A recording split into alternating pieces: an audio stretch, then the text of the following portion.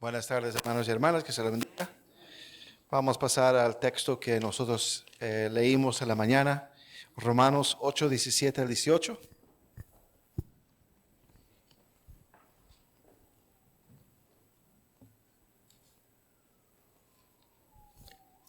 Romanos 8, 17 al 18.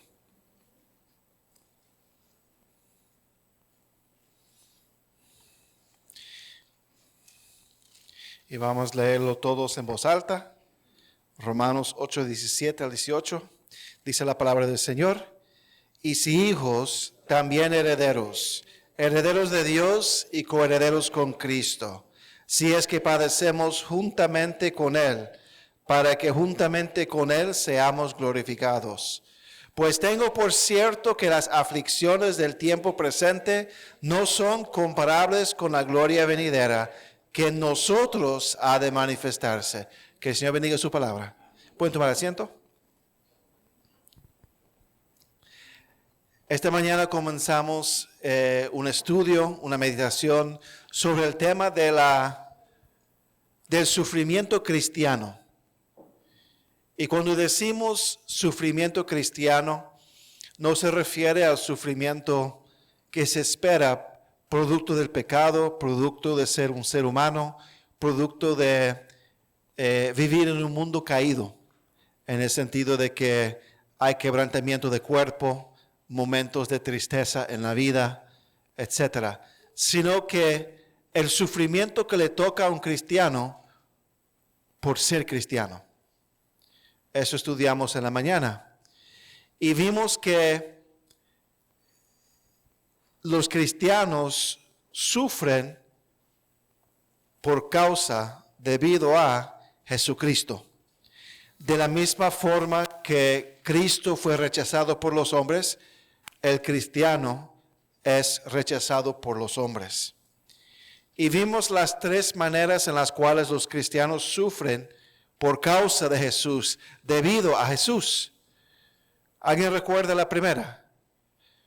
Habían tres.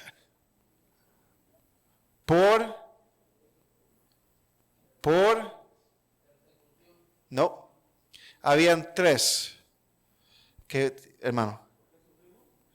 Bueno, eso eran las preguntas, pero al final yo expliqué tres maneras de cómo los cristianos sufren. Sufren por identificarse con Jesucristo. Amén. Segundo, sufren por proclamar a Jesucristo. Y tercero, sufren por obedecer a Jesucristo. Y entonces en la mañana vimos esos tres casos, esas tres circunstancias en las cuales el cristiano sufre por causa de Jesucristo. Y esta noche vamos a terminar contestando dos preguntas básicas. ¿Para qué sufren los cristianos? ¿Con qué propósito? ¿Con qué fin? Y en segundo lugar, ¿cómo debería el cristiano vivir en el sufrimiento? ¿Ok? ¿Con qué propósito? Sabemos la causa. La causa es que los hombres, como el mundo aborrecía a Cristo, el mundo aborrece al cristiano.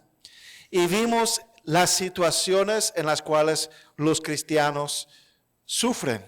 Sufren por identificarse con Cristo.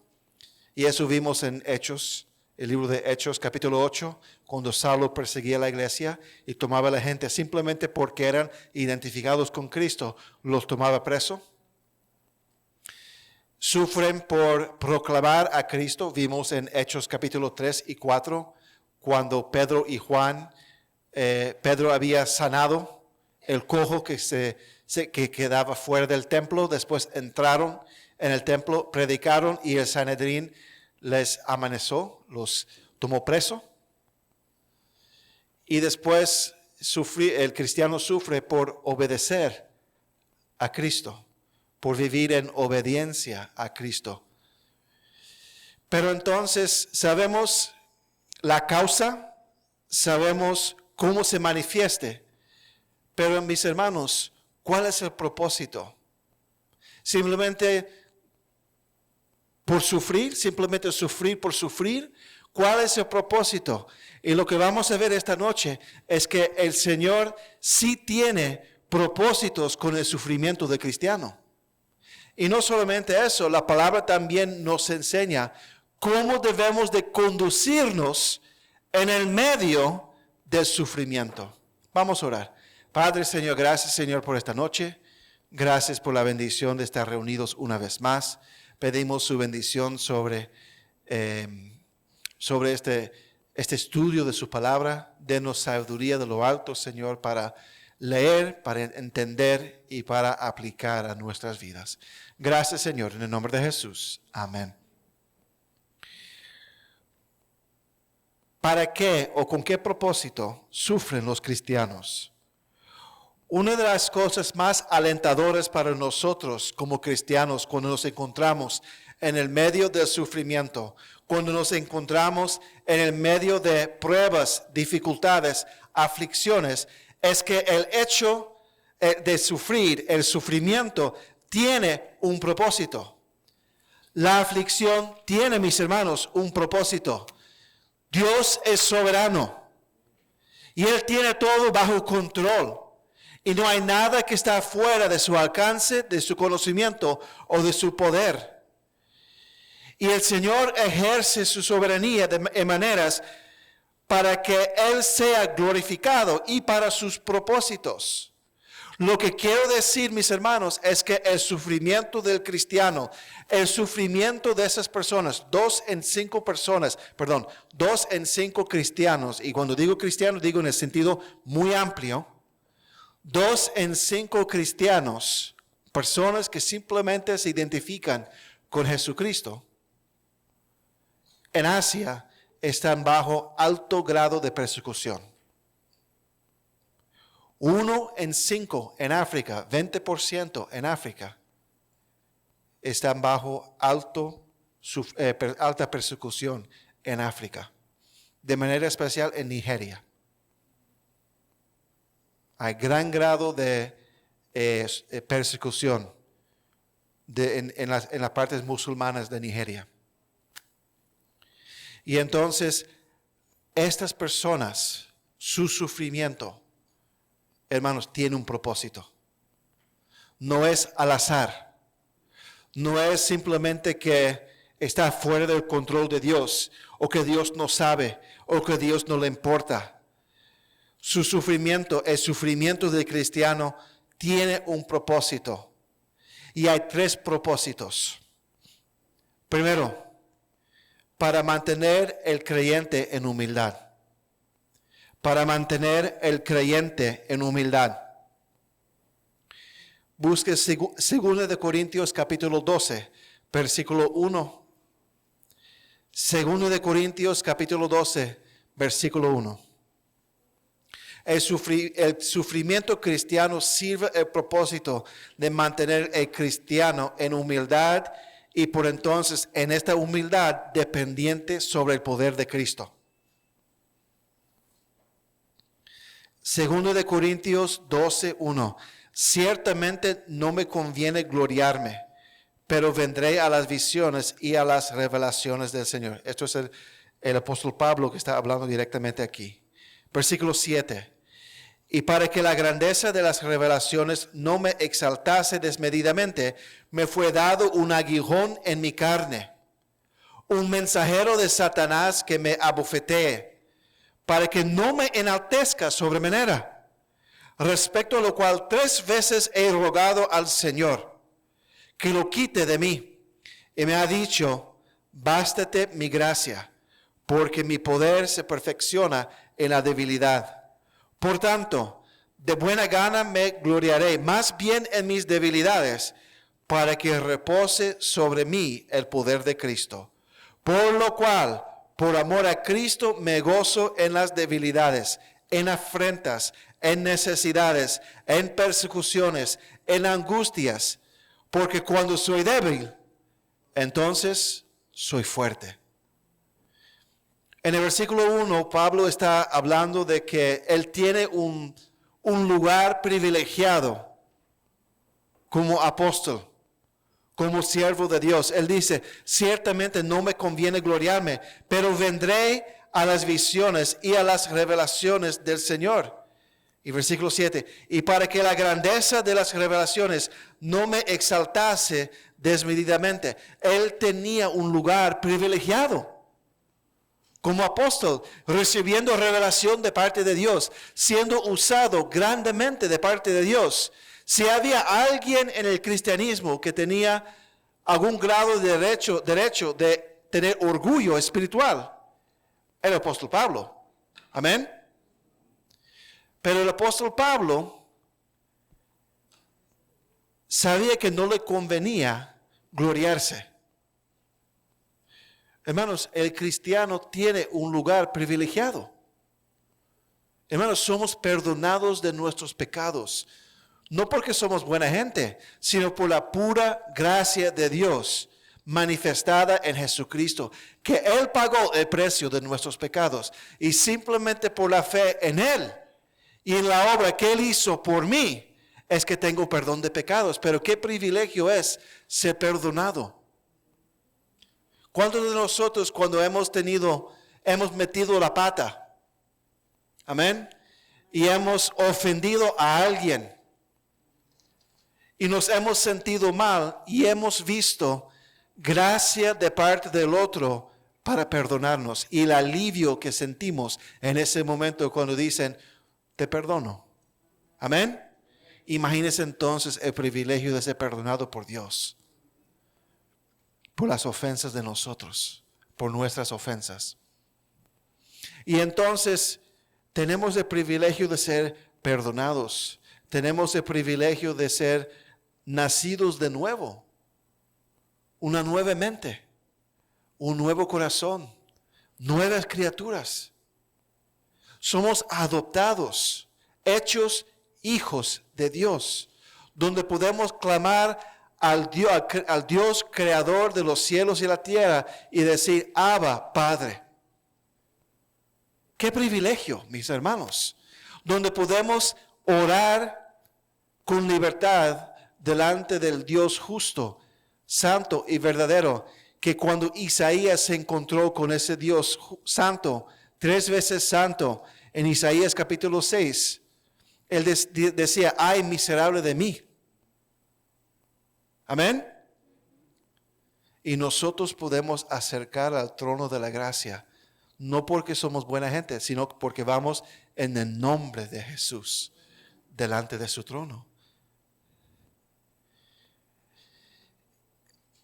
El cristiano entonces tiene una posición privilegiada.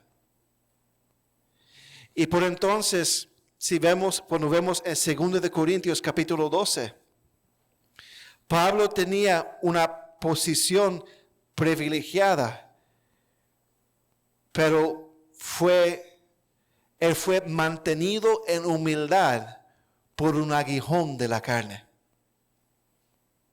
Ahora, no sabemos qué era el aguijón. Algunos dicen que era una enfermedad. O podría ser una persona que le perseguía y que le maltrataba. Pero lo importante es que era algo desagradable.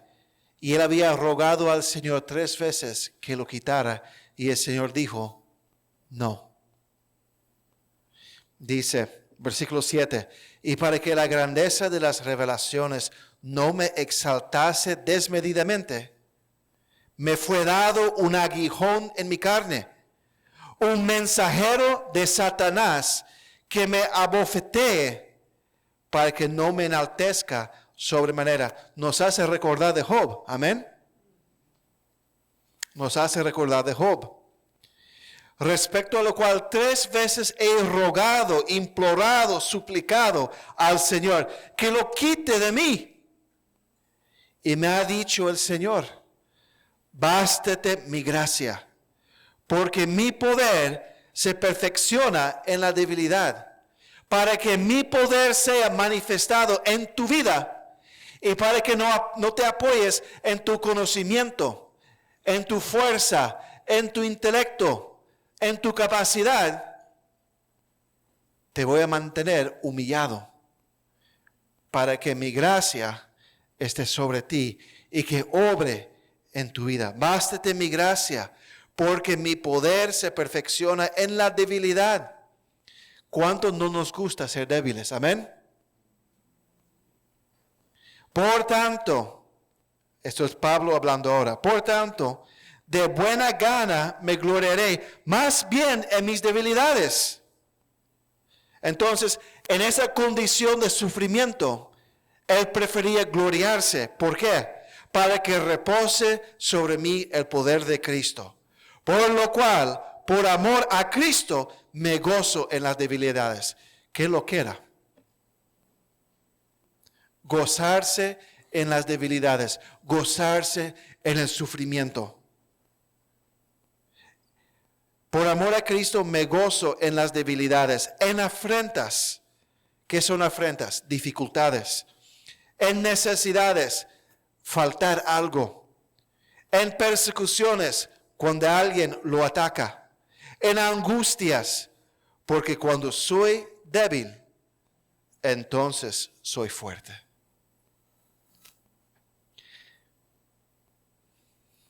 Entonces, mis hermanos,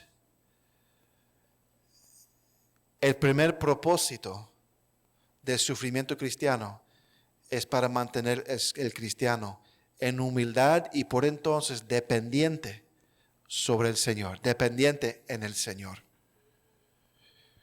Cuando miramos el ejemplo de la iglesia primitiva, la iglesia de los primeros 300 años de lo que era la iglesia, sufrió una persecución tremenda en el Imperio Romano. Los cristianos eran difamados como idólatras y traidores porque no adoraban a César, al rey, y entonces eran percibidos como desleales al gobierno. Los cristianos eran difamados como caníbales porque la gente decía que los cristianos hablaban de la cena del Señor y que el pan era el cuerpo de Cristo y el vino o el jugo de la vid era la sangre de Cristo. Y entonces decían, esos cristianos comen la carne y beben la sangre de la gente. Los cristianos eran difamados y maltratados porque no participaban en las fiestas idólatras del Imperio Romano.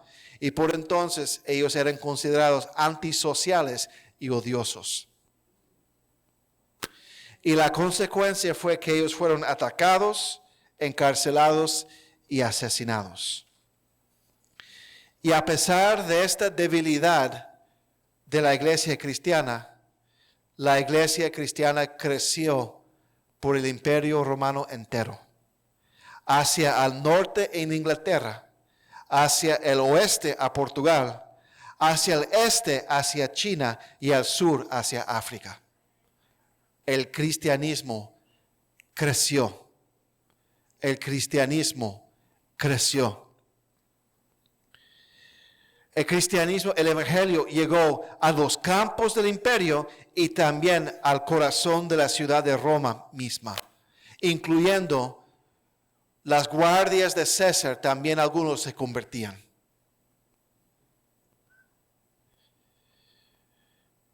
Entonces, pero lo terrible es que cuando los cristianos son orgullosos y fuertes en el sentido terrenal, caen en decadencia. Y eso es exactamente lo que pasó con el cristianismo en Europa. Los primeros 300 años de la historia de la iglesia, persecución. En el siglo IV, Constantino se convirtió, supuestamente, el emperador romano, se convirtió al cristianismo y declaró que el cristianismo era la religión del Estado. Y ahí las cosas cambiaron rápidamente. Y entonces pasó 1000 años de pudrición espiritual en la iglesia cristiana hasta la reforma en el siglo XVI. Entonces, mis hermanos, cuando la iglesia tiene poder terrenal, se convierte en orgullosa, débil, vaga y sin fruto. Había un misionero chino, un pastor chino que vino a los Estados Unidos, fue a visitar a un seminario, creo que fue en Texas o algo así. Y él vio todos los edificios y vio el campus y todo. Y él dijo, wow, qué tremendos edificios. Y entonces la gente del seminario muy orgullosos porque tenían esa propiedad y tenían esos edificios y tenían todo lo que tenían. Y dijo el pastor chino, dijo, wow, es increíble lo que ustedes pueden hacer sin Dios. Lo que le hacen falta es una buena persecución aquí, les dijo, para ver si realmente están. Y hermanos, es la verdad. Es la verdad. Entonces, ¿qué propósito? ¿Cuál es el primer propósito de el sufrimiento cristiano? Humildad. Y por entonces, dependencia sobre el Señor. Segundo propósito es para conocer a Cristo mejor. El segundo propósito del sufrimiento cristiano es que es un medio importante de conocer a Cristo. ¿Cómo es que nosotros podemos conocer a Cristo mejor a través del sufrimiento? Porque entendemos su sufrimiento a través de nuestro sufrimiento. Amén. Conocemos y entendemos mejor el sufrimiento de Cristo cuando padecemos nuestro propio sufrimiento. Busque Filipenses 3:8. Y cuando digo conocer a Cristo, no me refiero en el sentido de conocerlo para salvación, sino conocerlo mejor ya siendo salvo. Porque la verdad de las cosas es que en la vida cristiana deberíamos conocer al Señor más y más cada día.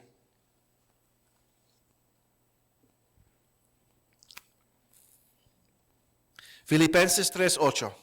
Y ciertamente aún estimo todas las cosas como pérdida por la excelencia del conocimiento de Cristo Jesús. Aquí el Señor a través de Pablo está declarando que aunque él fue un religioso, tuvo poder, aunque él tuvo fama, aunque él tuvo buenos estudios, una buena posición en la sociedad, él dice, aún estimo todas las cosas como pérdida, como basura, por la excelencia del conocimiento de Cristo Jesús, mi Señor, por amor del cual lo he perdido todo, y lo tengo por basura, para ganar a Cristo y ser hallado en Él.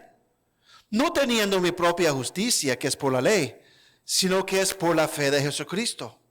La justicia que es de Dios por la fe, a fin de conocerle y el poder de su resurrección y la participación de sus padecimientos, llegando a ser semejante a Él en su muerte. Entonces, la meta como cristiano, encontrar todo como basura para la excelencia del conocimiento de Cristo, es para lograr la justicia de Dios que es por la fe, de conocer a Cristo y el poder de su resurrección, pero también es para participar en sus padecimientos, llegando a ser semejante a Él en su muerte. El sufrimiento del cristiano es un medio de conocer a Cristo y de conocerlo mejor, participar en sus padecimientos, participar en sus aflicciones. Aquí la palabra participación es la palabra koinonía. ¿Qué es la palabra koinonía? Comunión. Donde estamos compartiendo con, estamos conectados con y tenemos algo en común con Cristo. A través del sufrimiento tendremos una perspectiva más profunda sobre la vida y la persona de Jesucristo y el sacrificio tremendo que Él llevó sobre sus hombros al ser encarnado, caminar entre nosotros, ser rechazado y después crucificado. El sufrimiento nos acerca más a Cristo y podemos ver la mente y el corazón de Cristo. Podemos hablar acerca de la compasión que Cristo tenía para con sus enemigos. Podemos hablar y meditar sobre el amor que Cristo tenía para las personas que lo rechazaban y aún los mandó a sufrir en la cruz. Pero realmente no sabemos y no entendemos hasta que hayamos pasado por lo mismo. No podemos entender ese amor ágape, ese perdón de parte de Dios por una ofensa tan grotesca hasta que nosotros pasemos por una aflicción, una persecución, un maltrato de parte de otro y estemos en la posición de tener que perdonarlo. Y al ser confrontado con esa situación y sufrir y decidir, ¿voy a perdonar o no voy a perdonar? Ahí entendemos un poquito mejor la disyuntiva, por decir, entre comillas, de Jesucristo. Amén. Cristo tenía una opción. O mandar a todos al infierno y simplemente ser rescatado por ángeles, o sufrir el camino de la cruz para ofrecer perdón de pecados. Y hasta que nosotros estemos en zapatos parecidos de Jesucristo, realmente no entendemos la profundidad de la compasión y la misericordia y la gracia de Cristo. Y el sufrimiento nos pone en ese lugar de entender mejor y de conocer mejor y de compartir más. ¿Tiene sentido lo que estoy diciendo?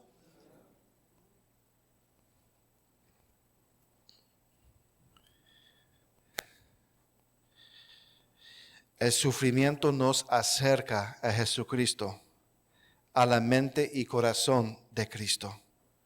Por ejemplo, algunos años atrás, tenía un manager. ¿Cuántos recuerdan que hablaba de ella? Cheryl, era una señora. Ella era mi manager hace algunos años atrás. Y ella me llamó. Y ella me llamó por la experiencia que tuve con mi esposa cuando ella tuvo cáncer y de tener que cuidarla y enfrentar esa situación. ¿Por qué? Porque el esposo de Cheryl tenía cáncer. Y ella me llamó. Y entonces él tenía cáncer en los ojos. Tumores detrás de los ojos. Que iba a ponerse ciego. Iba también, supuestamente decían, el tumor iba a contagiar el cerebro. Y entonces ella me llamó por la experiencia que tuve. Y entonces lo que ella iba a experimentar, yo estaba en una posición de poder explicar algunas cosas a ella, porque yo lo había vivido. Y entre nosotros había una conexión. ¿Por qué? Porque nosotros, era como una coinonía, una comunión entre nosotros. ¿Por qué? Porque habíamos experimentado lo mismo. Nuestro cónyuge se había enfermado con cáncer y cómo entonces vivir con eso y ayudar al cónyuge en esa situación. Y entonces le di a ella varios consejos de lo que yo había aprendido. Lo mismo pasó con otra persona allá, era un cliente mío. Y un año después que Lily tuvo cáncer, la esposa de él salió con el mismo tipo de cáncer. Y entonces él me llamó de una vez. Y estuvimos conversando como 2 horas sobre lo que le va a tocar y cómo tiene que enfrentar lo que le va a tocar. Y había un entendimiento entre nosotros de lo que estamos experimentando, porque lo hemos experimentado. ¿Están conmigo? ¿Me entienden lo que estoy diciendo? Y entonces, eso es entonces lo mismo con Jesucristo y con el sufrimiento de nosotros por causa de Cristo. Entendemos un poco mejor quién es Jesucristo y lo que Él hizo por nosotros. Entonces, propósitos. Primero, mantenernos en humildad. Segundo, para poder entonces conocer a Cristo mejor. Tercero, para ser más como Cristo. Amén. Para ser más como Cristo. El tercer propósito en nuestro sufrimiento cristiano es que es uno de los medios que el Señor usa para conformarnos a la imagen de Cristo, para hacernos más como Cristo todos los días. Es uno de esos medios que el Señor usa para nuestra santificación.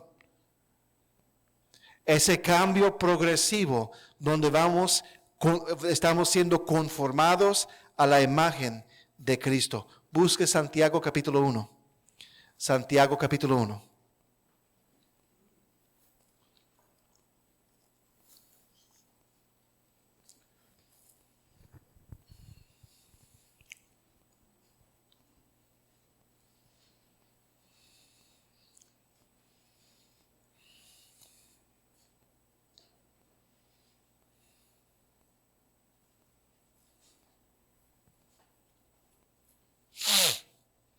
Santiago capítulo 1. Santiago estaba escribiendo esta carta a los 12 tribus de Israel que fueron dispersados. ¿Dispersos o dispersados? Dispersados debido a una persecución. Y mira lo que él dice en el versículo 2 al 4. Hermanos míos, tened por sumo gozo cuando os halléis en diversas pruebas, sabiendo que la prueba de vuestra fe produce paciencia, mas tenga la paciencia su obra completa, para que seáis perfectos y cabales, sin que os falte cosa alguna. Para estos hermanos y hermanas que se encontraban en sufrimiento, en tribulación, en aflicción, Santiago les dice que ellos deberían de considerar esto, de tener esto por sumo gozo cuando se encuentran en diversas pruebas. ¡Qué locura! Para de sufrir. Para de sufrir, dice algunos. Y aquí entonces Santiago dice, regocíjate en el sufrir. Disfrute el sufrir. Qué contradicción al sentido normal del ser humano. ¿Por qué deberían de tener estas situaciones difíciles como sumo gozo? Porque sabemos que las pruebas hacen que nuestra fe produce paciencia, perseverancia, esperar en el Señor para ser liberado, para que Él trabaje, para que Él obre en nuestra vida. En otras palabras, debemos de regocijarnos porque produce paciencia, perseverancia, esa confianza de que el Señor nos va a librar, nos va a salvar, nos va a rescatar, nos va a levantar, que Él va a obrar en nosotros y en favor de nosotros. Y el propósito de esto es para que nosotros seamos preparados, maduros y listos y que no faltemos cosa alguna. Pero duele. Pero duele. El Señor usa el sufrimiento para refinarnos, para probarnos, para madurarnos, para que no seamos dependientes de nosotros, como dijimos, seamos dependientes en Él, pero para enseñarnos esas áreas donde tenemos que madurar. Si estamos aferrados a las cosas del mundo, si tenemos ídolos en nuestra vida, el Señor usa el sufrimiento para quitar esas impurezas en nuestra vida y para que seamos conformados más a la imagen de Cristo. Busque Romanos 8 de nuevo. Romanos 8.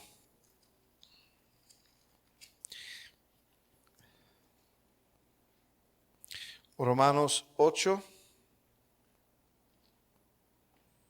Ya leímos el 18 y el 19 al comienzo.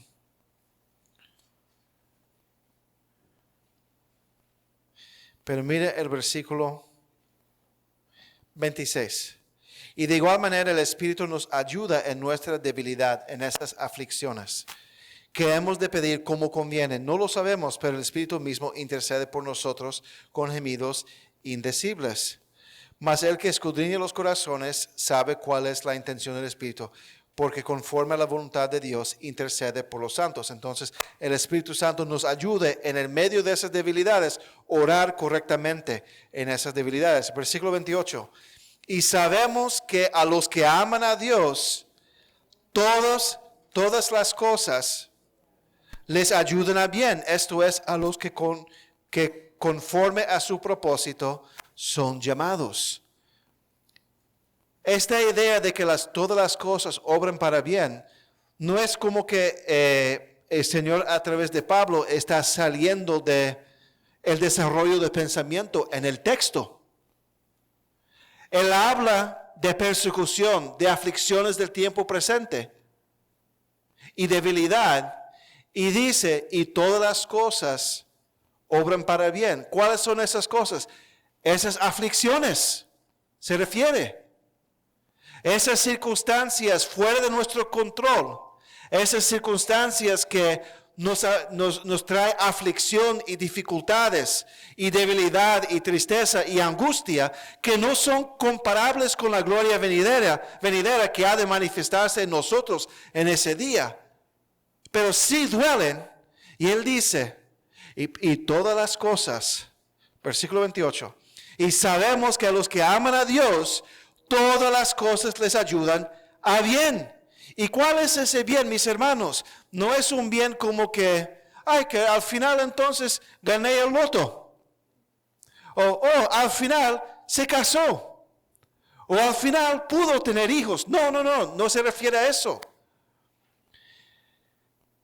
Todas las cosas les ayudan a bien, esto es, a los que conforme a su propósito son llamados. Porque a los que antes conoció, también los predestinó para que fuesen hechos conformes a la imagen de su Hijo.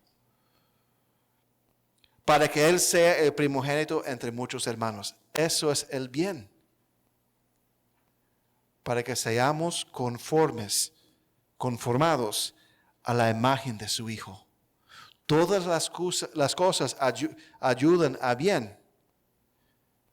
No porque va a tener un fin, por ejemplo, y vivieron siempre ¿cómo se dice? Y vivieron para siempre felices, algo así. No necesariamente. No es una película de Disney. Pero ese bien a lo cual se refiere es el programa y el plan de Dios en tomar pecadores, salvarlos y transformarlos conforme a la imagen de su Hijo. Eso es el bien. El mayor bien que nosotros tenemos es ese. No tener una casa, no tener un carro, no tener estudios. Amén. Eso es el mayor bien. Y el Señor usa el sufrimiento como instrumento y herramienta para conformarnos a la imagen de su Hijo. Para quebrantarnos, para humillarnos, para purificarnos. Amén. Amén. 3 propósitos. La pregunta es entonces, en el medio del sufrimiento, ¿cómo debemos de conducirnos entonces? ¿Cómo debemos de vivir en el medio del sufrimiento?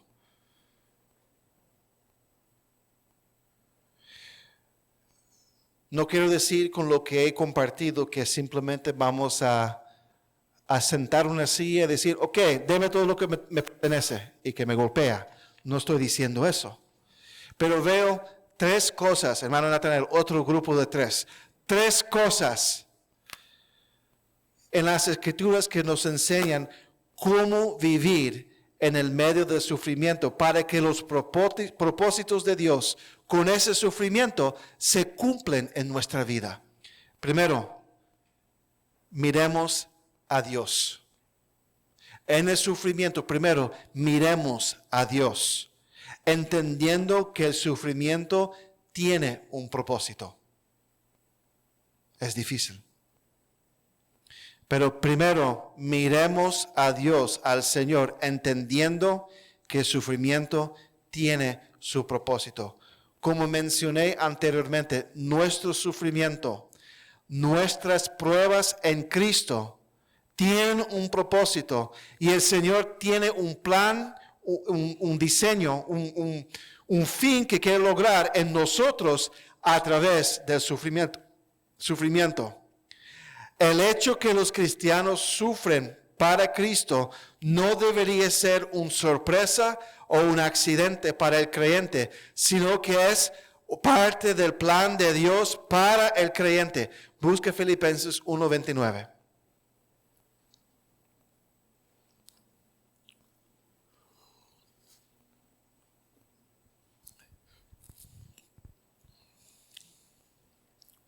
Filipenses 1:29 al 30.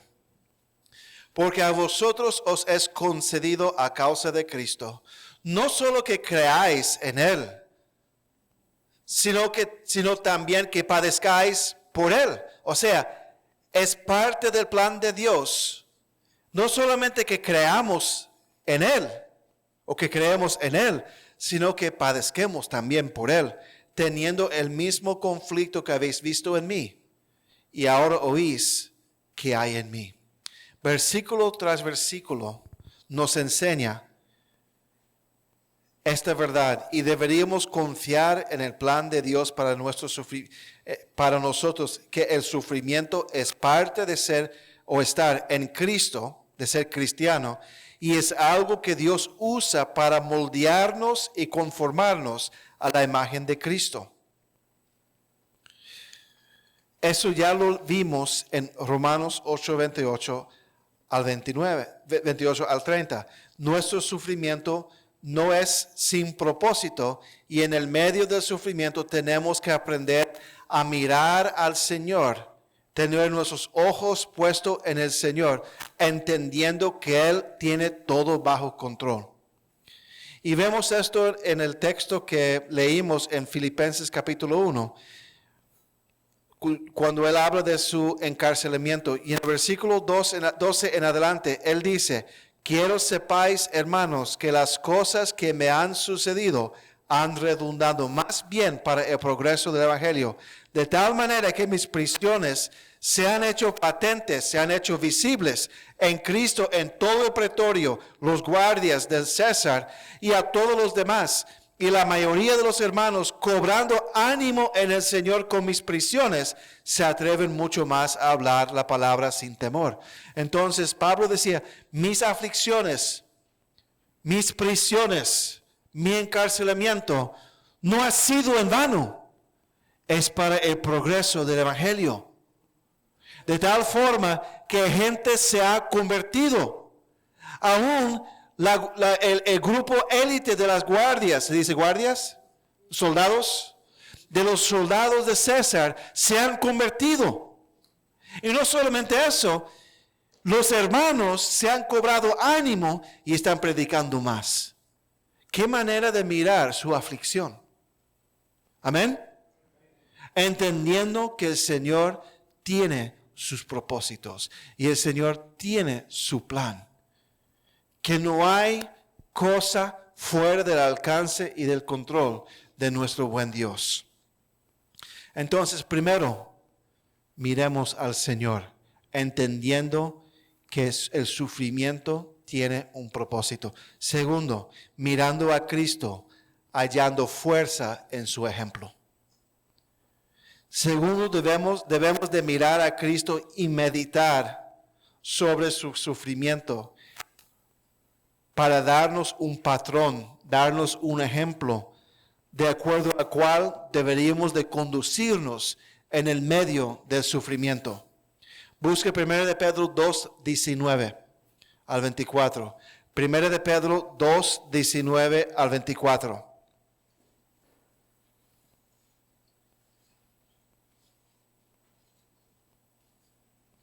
Primera de Pedro 2, 19 al 24.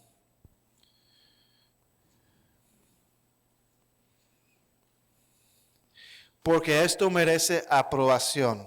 Si alguno a causa de la conciencia delante de Dios sufre molestias, padeciendo injustamente, pues qué gloria es si pecando sois abofeteados y lo soportáis. Mas si haciendo lo bueno sufrís y lo soportáis, esto ciertamente es aprobado delante de Dios. Pues para esto fuisteis llamados, porque también Cristo padeció por nosotros, dejándonos ejemplo para que sigáis sus pisadas, el cual no hizo pecado, ni se halló engaño en su boca, quien cuando le maldecían, no respondía con maldición.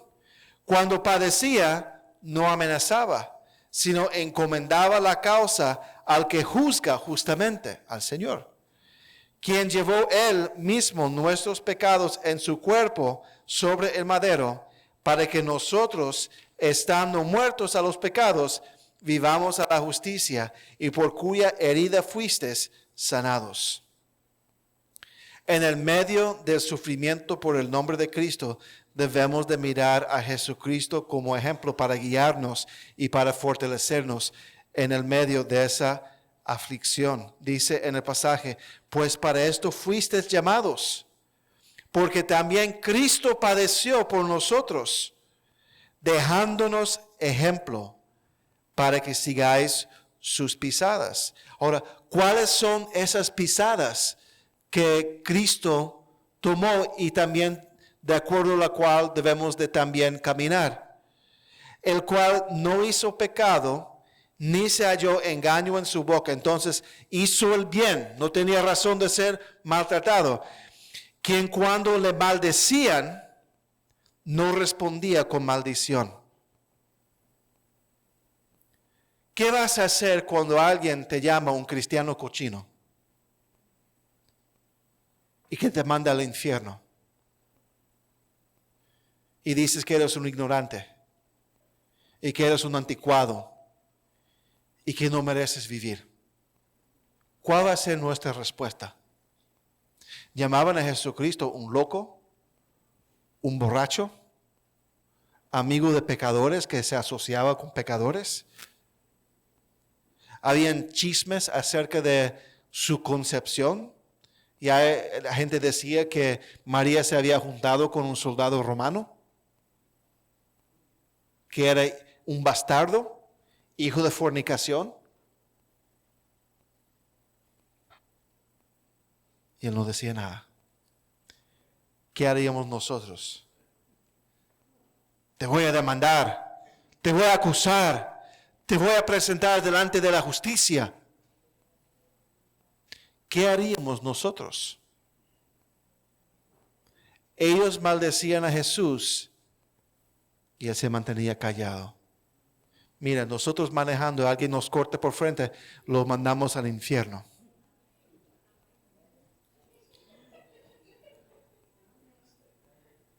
¿Cómo vamos a aguantarnos en ese momento y no responder? Cristo no respondió. No respondía. ¿Cuándo dice amén? Dice, quien cuando le maldecían no respondía con maldición. Al contrario, contestaba con la verdad, dicha con amor y con gracia. Cuando padecía, no amenazaba. Entonces alguien te da un golpe en la cabeza, tonto cristiano, y te da un golpe, ¡pa!, así en la calle. Puede llegar así, hermanos. ¿Qué harías? Robert, ¿qué haría usted? Robert ya aprendió la primera lección, se va a mantener callado, no va a decir nada. ¿qué haría usted? Te golpean, te patean, te echan a la cárcel. ¿Qué haríamos nosotros? Algunos agarrar un martillo y darle por la cabeza a la gente. Cristo no. Cristo no. El mundo, la cultura de nosotros diría que Cristo fue un débil, un fracasado, que no se defendía, sino simplemente aceptó lo que le hicieron. Él no amenazaba, sino encomendaba la causa al que juzga justamente. Encomendaba la situación. Señor, usted se encarga. Yo no voy a coger venganza. Teniendo derecho, siendo Dios, de coger la venganza, lo entregó al Padre. Padre, usted se encarga de la justicia con esta gente. Quien llevó él mismo nuestros pecados en su cuerpo sobre el madero, para que nosotros, estando muertos de los pecados, vivamos a la justicia, y por cuya herida fuisteis sanados. Perdonó. Ofreció perdón. Compró perdón con su cuerpo para los que le ofendieron y mataron. Él es nuestro patrón. En ese momento, cuando nos encontramos en aflicción, en persecución, en sufrimiento por causa de Cristo, miremos al Padre entendiendo que hay propósitos, hay un fin. Miremos al Hijo para darnos el ejemplo, la guía, el patrón de acuerdo a lo cual deberíamos de conducirnos en el medio de sufrimiento. Y tercero, estemos en comunidad en ese tiempo, hallando fuerza y ánimo dentro del cuerpo de Cristo. La tercera cosa que podemos hacer en el medio de aflicción es hallar fortaleza y ánimo en el cuerpo de Cristo para levantarnos en el medio del sufrimiento. De manera específica, la iglesia es llamada para soportar las cargas de los unos a los otros.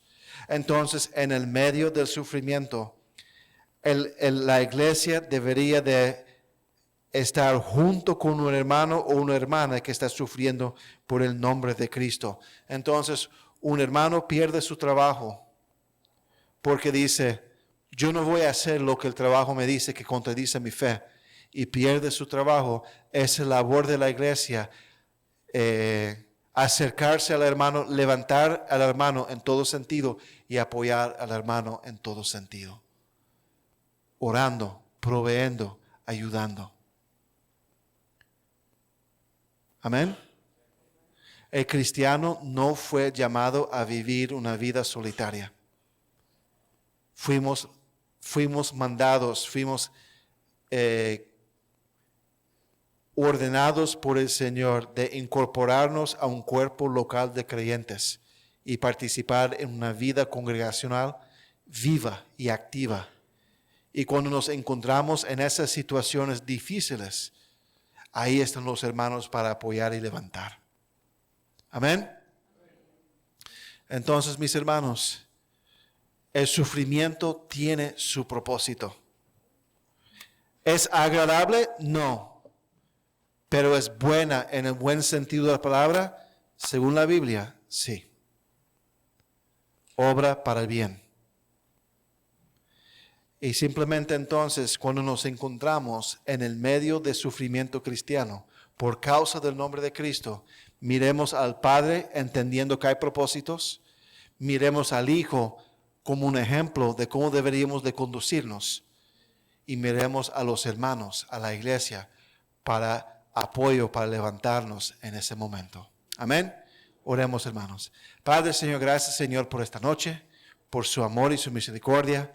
Y venimos ante su presencia agradecidos, Señor, en esta noche, que su palabra nos enseñe y nos guíe Padre, no conocemos lo que realmente es la persecución.